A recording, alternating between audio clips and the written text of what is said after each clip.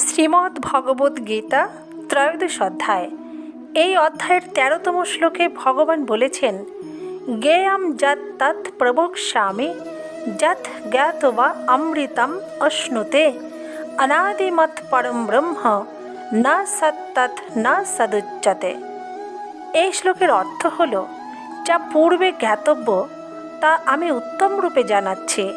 যা জ্ঞাত হলে মানুষ অমৃতত্ব লাভ করে, সেই জ্ঞেয় তত্ত্ব অনাদি ও পরম ব্রহ্ম। তাকে সৎ বলা যায় না, আবার অসৎ বলা যায় না।